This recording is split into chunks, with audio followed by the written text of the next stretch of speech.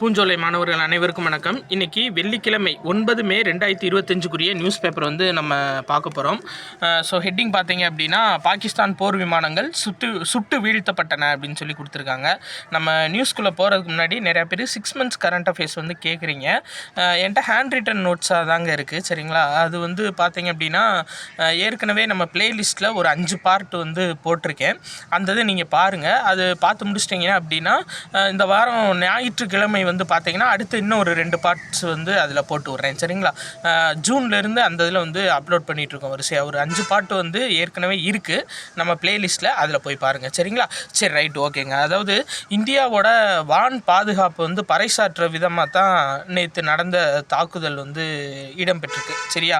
ஏன்னா ஒரு ட்ரோன் கூட பாகிஸ்தான் வந்து வந்த ட்ரோனை நம்ம பார்டரை தாண்டி வரவில்லை, எல்லாத்தையுமே வந்து அங்கேயே லாக் பண்ணிட்டாங்க, சரியா? இதுக்கு மெயினான காரணம் என்னன்னா, ரஷ்யாக்கிட்டேருந்து வாங்கின S-400 அப்படின்ற அமைப்பு, சரியா? இதை வந்து சுதர்சன சக்ரா அப்படின்னு சொல்லிட்டு இந்தியா வந்து பேர் மாற்றிருக்காங்க. மொத்தம் 5 எண்ணிக்கையில் வந்து இது வாங்கியிருக்காங்க, சரியா? இது ரொம்ப முக்கியமானதுங்க. ரஷ்யா ஆக்சுவலாக இது பேர் என்னென்னா S-400, ரஷ்யாட்டேருந்து வாங்கினது. இந்தியா வச்ச பேர் என்ன அப்படின்னா சுதர்சன சக்ரா அப்படின்னு சொல்லிட்டு இந்தியா பேர் வச்சுருக்காங்க, சரிங்களா? ஆக்சுவலாக இது பேர் என்ன அப்படின்னா ஃபயர் அண்ட் ஃபர்கெட் மிசைல் அப்படின்ற மாடல் சொல்லுவாங்க. அதாவது ஒரு தடவை சுட்டுட்டு நம்ம மறந்துட்டோம் அப்படின்னா அது வந்து அது வேலையை பார்த்துக்கணும். இப்போது ஒரு ஏவுகணை இப்படி ஏவுறாங்க எதிரி நாட்டிலேருந்து அப்படின்னு சொல்லி பார்த்தீங்க அப்படின்னா, நம்ம வந்து கரெக்டாக இது குறி வச்சு சுடணும். அந்த பழைய மாடல் படி இந்த மாடல் எப்படின்னா, இப்போ நம்ம சுட்டுட்டோன்னு வச்சுக்கோங்களேன், இப்போ வர்ற ஏவுகணை அதோட பாதையை மாற்றுது அப்படின்னாலும் இதுவும் அதோட பாதையை மாற்றும். இந்த S-400 சுதர்சன சக்ரா இருக்குது பார்த்தீங்களா, அதுவும் அதோட பாதையை மாற்றிக்கிறோம். அது எங்கெல்லாம் போதோ, இப்போ எப்படி துரத்தி வந்து அடிக்குதோ அதே மாதிரி துரத்தி வந்து அடிக்கும், சரிங்களா? அதான் இந்த வான் பாதுகாப்போட ஒரு முக்கியமானது. அதை தான் என்ன சொல்லுவாங்க அப்படின்னா ஃபயர் அண்ட் ஃபர்கெட். ஒரு தடவை நீங்கள் சுட்டுட்டு மறந்துட வேண்டியதான், அது வேலையாது க்ளீனாக பார்த்துரும். அந்த எதிரி நாட்டு ஏவுகணை சுட்டு வீழ்த்துற வரையும் அது வந்து உறங்காதுன்ற மாதிரி தான் இந்த ஃபயர் அண்ட் ஃபர்கெட் மிசைல் வந்து இருக்குது, சரியா? அதே மாதிரி இந்த லாகூரில் வந்து தாக்குதல் நடத்தினாங்கல்ல இந்தியா, அதில் அந்த ட்ரோன் பேர் என்ன அப்படின்னு சொல்லி பார்த்தீங்க அப்படின்னா ஹரோப். நேற்று வந்து வேறு பேர் சொன்னாங்க, ஹார்பின்னு சொன்னாங்க. ஆக்சுவலாக அதோட பேர் என்ன அப்படின்னா ஹரோப், இஸ்ரேல் நாட்டிலேருந்து வாங்கப்பட்ட ஏவுகணை, சரியா? சரி, ரைட்டுங்க. அதே மாதிரி இந்த JF-17 ரக போர் விமானத்தை வந்து சுட்டு வீழ்த்திருக்காங்க. இன்னொன்று F-16 அந்த விமானத்தையும் வந்து சுட்டு வீழ்த்திருக்காங்க, சரியா? இது ரெண்டும் ரொம்ப முக்கியமானது. F-16 வந்து அமெரிக்காட்டேருந்து வாங்கினது, JF-17 அப்படின்றது சைனாட்டேருந்து வாங்கினது, சரிங்களா?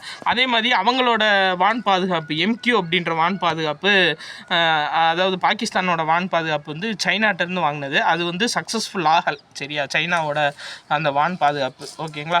நம்ம சைனாட்டேருந்து ஒரு டேபிள் லைட்டு கூட வாங்க மாட்டோம், அவங்க அம்பிட்டு பெரிய ஏவுகணை வாங்கி வச்சுருக்காங்க. சரி, ரைட், ஓகேங்க. அடுத்தது நம்ம பார்க்கலாம். வேறு இன்றைக்கி முக்கியமான நியூஸ் அப்படின்னு பார்த்தீங்கன்னா வேறு எந்ததுங்க, நம்ம மதுரை மீனாட்சி சுந்தரேஸ்வரர் திருக்கல்யாணம் இருக்குது பார்த்தீங்களா?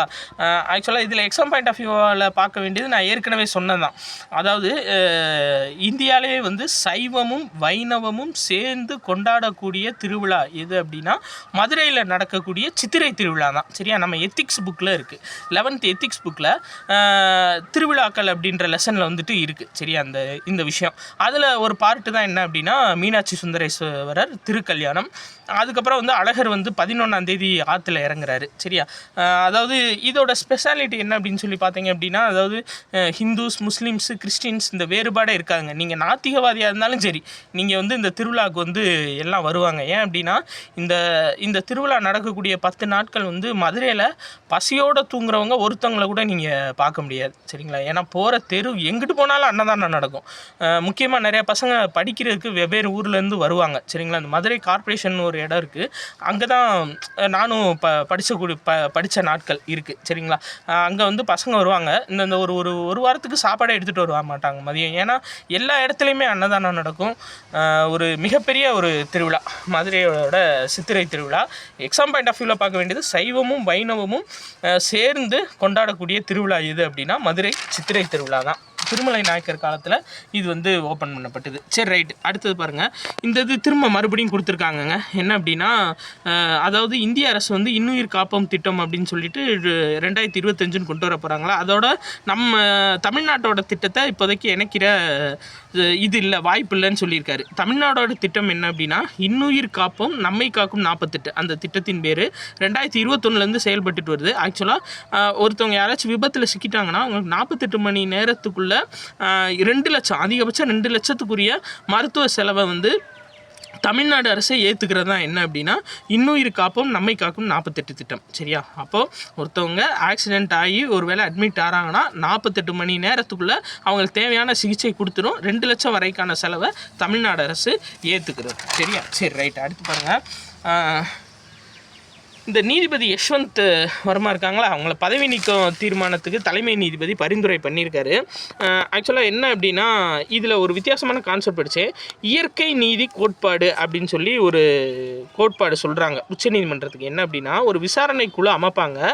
அந்த விசாரணை குழு அமைச்சு அவங்க வந்து அறிக்கை சமர்ப்பிப்பாங்க. அப்போ ஒரு குறிப்பிட்ட நீதிபதி மேலே தவறு இருக்கிறது கண்டுபிடிச்சா, அதாவது அந்த உச்சநீதிமன்ற தலைமை நீதிபதி இருக்கார்ல, அவர் வந்து அந்த அந்த நீதிபதி யார் மேலே குற்றம் சாட்டப்பட்டது கன்ஃபார்ம் ஆகிருக்கோ அவங்கள வந்து ஆட்டோமேட்டிக்காக ரிசைன் பண்ண சொல்லுவார்.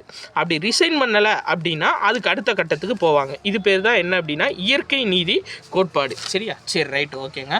அதே மாதிரி இந்த நாடாளுமன்ற சிறப்பு கூட்டத்தை கூட்ட வேண்டும் அப்படின்னு சொல்லியிருக்காங்க எதிர்க்கட்சிகள் எல்லாம். எதுக்காகனா, அந்த ஆப்ரேஷன் சிந்தூர் நடவடிக்கைக்கு தெளிவான விளக்கம் உலக நாடுகளுக்கு கொடுக்கணும் அப்படின்னு சொல்லியிருக்காங்க.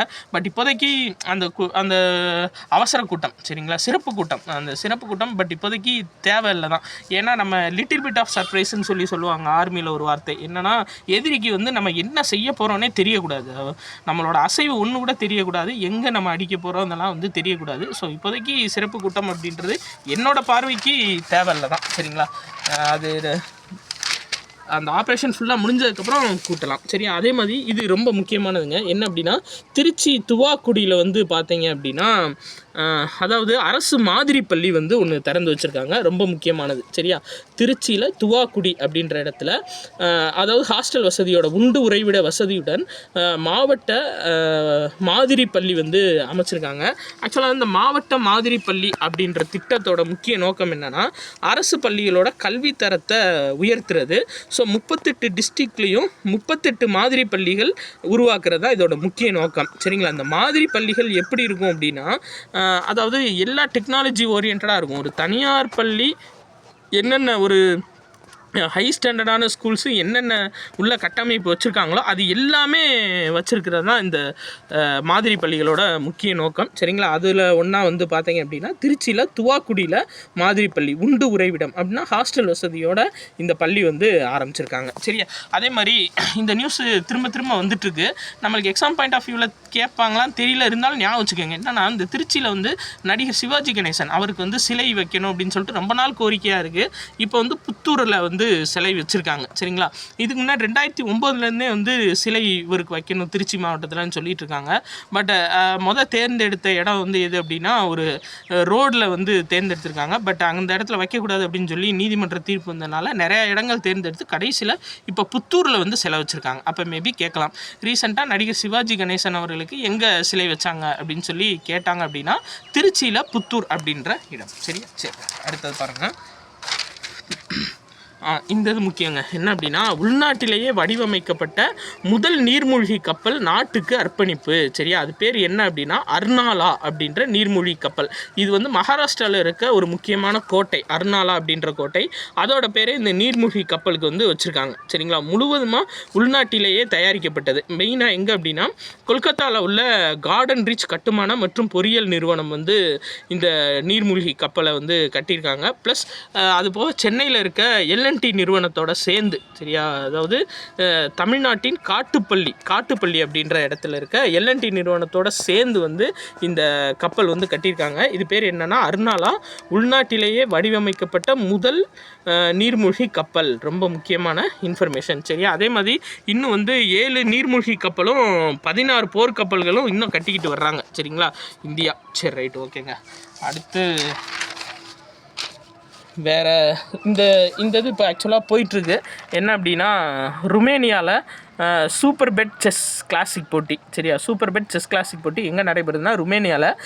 யார் ஜெயிக்கிறாங்க அப்படின்றத நம்ம பார்த்துக்கலாம். இப்போதைக்கு தான் ஃபஸ்ட் ரவுண்டு தான் போயிட்டுருக்கு. சரியா, அதே மாதிரி ஐபிஎல் ஆட்டை வந்து இப்போதைக்கு நிப்பாட்டியிருக்காங்க. சரியா, பெங்களூரு ஃபஸ்ட்டு டைம் வந்து கப் அடிச்சிருவாங்க அப்படின்ற நிலைமைக்கு வரும்போது ஐபிஎல்லே நின்று போச்சு. சரியா, ஆனால் இன்றைக்கி நியூஸ் பேப்பர் படி என்ன இன்றைக்கி நியூஸில் வந்து பிரேக்கிங்கில் போட்டுட்டு இருந்தாங்க. மேபி இன்னும் ஒரு வாரத்துக்கு அப்புறம் இதுக்கான பேச்சு வந்து ஆரம்பிக்கலாம், இதோட தொடர்ச்சி எப்போ அப்படின்னு சொல்லிட்டு அப்படின்னு பிசிசிஐ சொல்லியிருக்காங்க.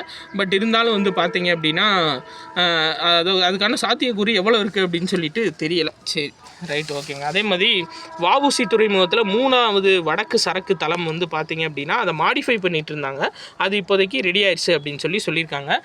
இது முக்கியங்க, எக்ஸாம் பாயிண்ட் ஆஃப் வியூவில் ரொம்ப ரொம்ப முக்கியம். சரியா, என்ன அப்படின்னா வாட்டிக்கனில் வந்து புது போப் வந்து தேர்ந்தெடுக்கப்பட்டிருக்காரு. சரியா, இவர் பேர் என்ன அப்படின்னா ராபர்ட் பிரான்சிஸ் ப்ரிவோஸ்ட். சரியா, ராபர்ட் பிரான்சிஸ் ப்ரிவோஸ்ட்டு அமெரிக்காவை சேர்ந்தவர். சரியா, இவர் வந்து போப் 14ஆம் லியோ அப்படின்னு சொல்லி இனிமேல் அழைக்கப்படுவார் அப்படின்னு சொல்லியிருக்காங்க. சரிங்களா, அப்போ புதிய போப் பேர் என்ன அப்படின்னா போப் 14ஆம் லியோ, அமெரிக்கா நாட்டை சேர்ந்தவர். சரியா, சரி, ரைட், ஓகேங்க. வேறு இன்றைக்கி நியூஸ் எல்லாமே அவ்வளோதான். இன்றைக்கி எக்ஸாம் பாயிண்ட் ஆஃப் வியூவில் அவ்வளோதான். ஃபுல் அண்ட் ஃபுல் இந்த போர் சார்ந்த தகவல்கள் தான் இருக்குது. அது எக்ஸாம் பாயிண்ட் ஆஃப் வியூவில் நம்ம பார்த்துட்டோம். சரியா, ஸோ உங்களுக்கு பிடிச்சிருந்துச்சி அப்படின்னா உங்கள் ஃப்ரெண்ட்ஸ் எல்லாத்துக்கும் கண்டிப்பாக ஷேர் பண்ணுங்கள். 6 months கரண்ட் அஃபேர்ஸ் ஞாயிற்றுக்கிழமையிலேருந்து அடுத்து பார்ட் 6 வீடியோவாக உங்களுக்கு நான் போட்டுடுறேன். நன்றி.